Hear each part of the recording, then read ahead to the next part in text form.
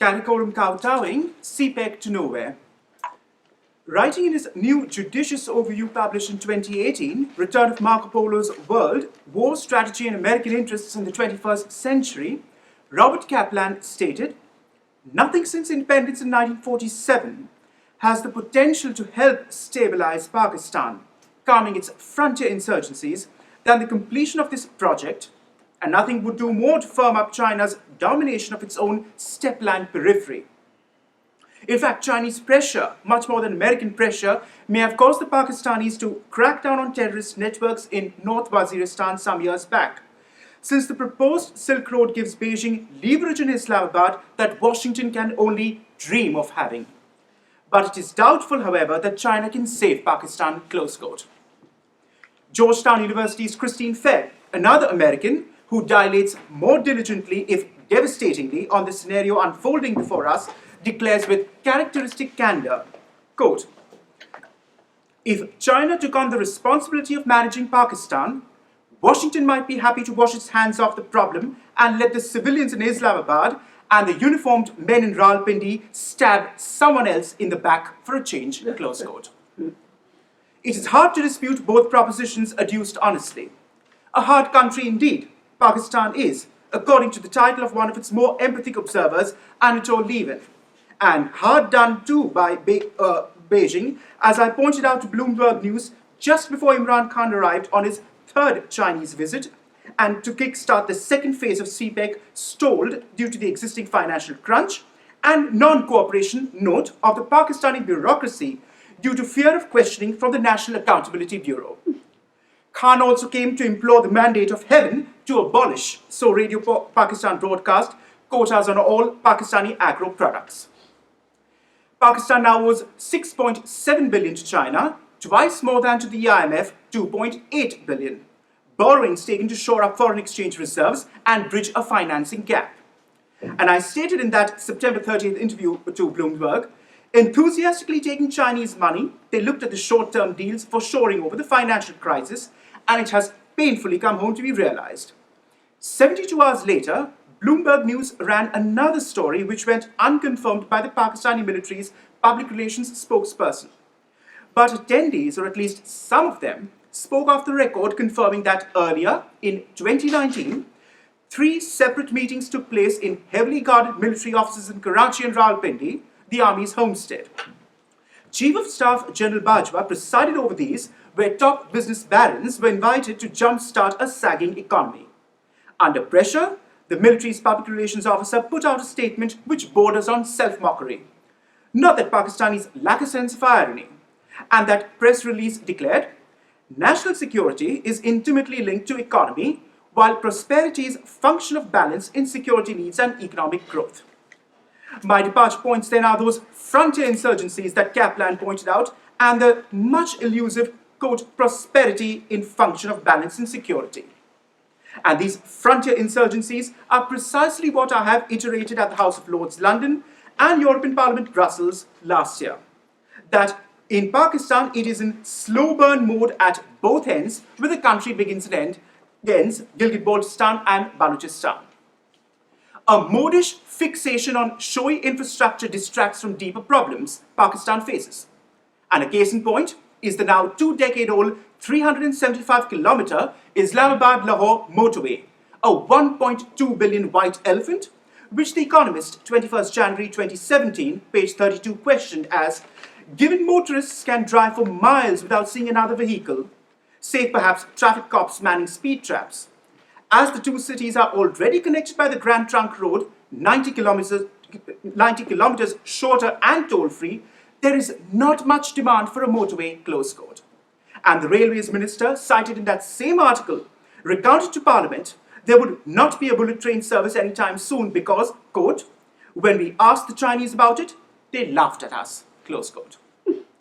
So much then for the touted, underutilised, purposeless Karakoram Highway, whose construction jointly began between the Front Works Organisation and the People's Liberation Army and lasted from 1966 to 78, which, following this formalization of the CPEC agreement, is part of a 900-kilometer road stretch from Gwadar to Pirali, the Chinese customs post crossing on the other side of the Khunjerab Pass. Gwadar, open since 2007, lies underutilized, no thanks to a low-level insurgency in Pakistan's largest, least populated and most impoverished province, Balochistan. And the old chestnut that CPEC will eradicate terrorism is a cruel joke. Some of us were skeptical even before so-called talks took place between Chinese and Baloch tribal separatists, as they have been for the past 6 years. That story was first covered on 19 February 2018 in the Financial Times. And while Beijing did not elaborate on such talks, two salient points repay grim consideration.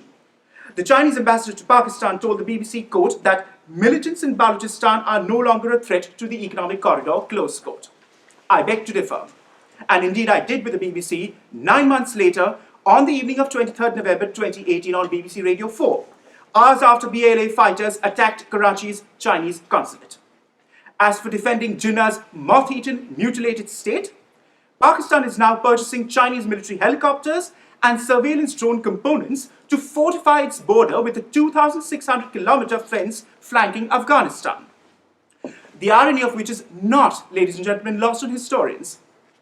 Islamabad complains about New Delhi's mostly, but not entirely electrified 767-kilometer barbed wire fence separating India's Jammu and Kashmir from Pakistan's Azad Kashmir. Afghanistan, one may recall, objected to Pakistan's membership in the UN General Assembly in 1947 precisely because of such irredentist claims over Pashto-speaking regions south of Durin land. But then again, Beijing can be counted on, I suppose, to harmonize Muslim brother neighbor states. It has already begun construction of a military base in the Wakhan corridor, with a full battalion of People's Liberation Army troops to be eventually stationed.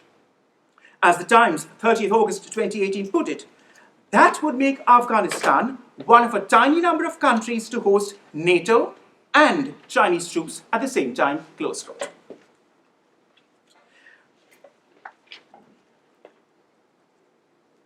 In Afghanistan, ladies and gentlemen, China has the additional pretext of pursuing Uyghurs, whom it accuses of terrorism.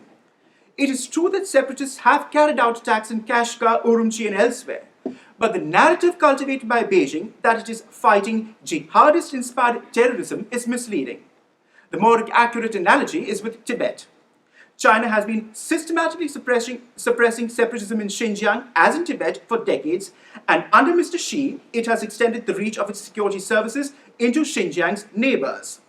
Mass arrests and detentions are reported now in not just Western China, but also Kyrgyzstan, whose economy critically depends on trade with China.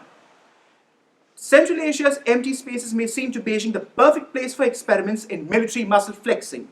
And if the West lets them go unchallenged, the next ones will be bolder and closer to home. Japanese Prime Minister Shinzo Abe chimed in at the 60th anniversary Asian Solidarity Get-Together in Bandung 2015 when he pointed out that the threat to smaller countries no longer comes from the West alone. And Iran completed that triangle with Afghanistan and Pakistan that I just highlighted. Foreign Minister Javad Zarif told Petroleum Economist that he had confirmed in his recent trip to Beijing a cash injection of $400 billion under discussion since 2016 between both repressive regimes. China, in the first stage, will invest $280 billion into upgrading and modernizing the oil and gas industry reeling under sanctions. And China will, a salient clause of that agreement reads, be allowed to maintain up to 5,000 security personnel in Iran, with more to guard its supply lines. And this is an absolute first 40 years on after the Islamic Revolution, whose mantra, according to Khomeini, was, if you recall, neither East nor West. More details are to be awaited, but of course, as and when they do trickle. But what has been leaked by a member of Zarif's entourage was that China will buy Persian oil, gas and petrochemical products at a guaranteed discount of 12% flat, and will retain first refusal privilege in the running of new or refitted oil, gas and petrochemical projects. The Times, September 6, 2019. As for the West, it ought not labour under any illusions of dealing with a People's Republic, whose state-run enterprises are opaque and statistics are stir-fried. For example, cutting supposed trade surplus by disguising capital flight as overseas tourism spending. In this month, as the PRC celebrated its 70th anniversary, It is worth recalling Henry Kissinger's remarks at the Margaret Thatcher Conference on Security, London, June 2017. This evolution will mark the third transformation of China in the last half-century. Mao's brought unity, Deng's brought reform, and now Xi Jinping is seeking to fulfill what he calls the Chinese dream, going back to the late Qing reformers by realizing the two 100s. So when the PRC enters its second 200 years in 2049, it will, in Xi's definition, be as powerful as, if not more powerful than any other society in the world. Tim Willesee-Wilsley, a former senior diplomat at our Foreign Office, surmised in the Cipher Brief, one of the leading digital-based conversation platforms on security studies, and it is worth recalling at length. The debate is not helped by the lack of clarity about CPEC and China's wider BRI, which can be viewed as an incoherent set of bilateral agreements comprising disparate projects, with a diverse set of countries from the Central Asian republics to the Balkans. BRI, alternatively, can be seen as a masterly strategic move to buy the loyalty of countries between China and Europe with apparently unthreatening commercial contracts that can be leveraged for future military benefit. Either way, the financial numbers are breathtakingly large, leading some analysts to wonder whether it can even be supported by the Chinese economy, close quote. Attacking the West for its iniquities remains the default position, as I pointed out earlier. And the stunning silence of the liberal left on China was brought home to light at the recent Munich Security Conference, February 2018. Edward Lucas, former foreign correspondent of The Economist, summed up with devastating accuracy about that city, a byword for last century's appeasement. The most miserable people in Munich will be the left-wing rent-a-mob who gather at a safe distance to decry NATO, globalization, free trade, imperialism, and the other forms of wickedness they believe the conference exemplifies. Academics generally pride themselves on being of a liberal bent of mind. Perhaps British academics, white and woke, are a bit too indulgent of non-Westerners. The University of Westminster's Media Research Centre, for example, has trained 600 spokespersons from various Chinese government departments on, quote, techniques deployed by media handlers in Europe, close quote. China embraces some Western rules, but also seems to be drafting a parallel system of its own with the BRI initiative, which promises to invest over 1 trillion in markets abroad, ultimately dwarfing a Marshall Plan. This is partly a scheme to develop China's troubled West, but it also creates a Chinese-funded web of influence that includes pretty much any country willing to sign up. The initiative asks countries to accept Chinese-based dispute resolution. Should today's Western norms frustrate Chinese ambition, this mechanism could become an alternative. China and the West will have to learn to live with their differences, but putting up with misbehavior today in the hope that engagement will make China better tomorrow makes no sense. The longer the West grudgingly accommodates China's abuses, the more dangerous it will be to challenge them later. In every sphere, therefore, the more dangerous it will be, and policy needs to be harder-edged, even as the West cleaves to the values it claims are universal. To counter China's sharp power, Western societies should seek to shed light on links between independent foundations, even student groups, and the Chinese state. And to counter Chinese misuse of economic power, the West must scrutinize investments by state-owned companies and, with sensitive technologies, by Chinese companies of any kind. It punishes foreign businesses for the actions of their own governments. It is engirdling Eurasia with the contracts and rules that come along with the roads, railways, and fiber optic cables of its BRI initiative. And this has led to the starkest reversal in modern geopolitics. From cabinets to boardrooms to book-lined studies, voices which once argued that a growing middle class would drive China towards Western values have fallen silent. China's pernicious influencing must be, as I pointed out last November to the EU Parliament, Brussels, should also be further highlighted. Consider when Greece vetoed an EU position in June 2017 on Chinese human rights at the UN, or that EU statement on Chinese actions in the South China Sea, which was deliberately diluted due to pressure from Hungary, Greece, and other member states. Czech President Miloš Zeman calls Premier Xi, quote, my young friend, and vaunts Prague as China's gateway to Europe. Awkward to recall the late Václav Havel's principal support of Chinese dissident intellectuals. but then the Czechs often sardonically refer to their country as the forgetting land. Greece, on the other hand, resembles Pakistan, a Greek tragedy, rather than Hellas, the cradle of democracy. Chinese lending is usually murky, resulting in antagonizing those very societies by debt restructuring and graft. Beijing lends, never disperses grants at rates anything but concessional, with the rider that Chinese companies must solely be involved in such businesses.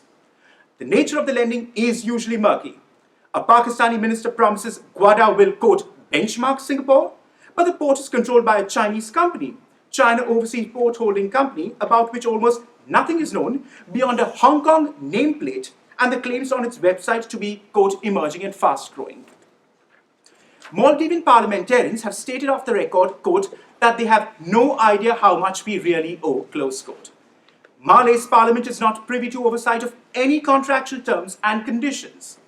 Its debt is probably over 100% of its GDP. Pakistan, Djibouti, Laos, Mongolia, and 3 others. 8 countries have been declared as states at particular risk of debt distress in the report prepared by the Centre for Global Development, Washington, D.C. I think our sentiments in conclusion chime with those of the former CIA China desk officer, Christopher Johnson, which I quote, China intends to socialize us rather than become more like us. And the debate in the West has taken on a harder edge, and people are asking whether 40 years of engagement might have been a sham. Close quote. Thank you very much. Thank you very much.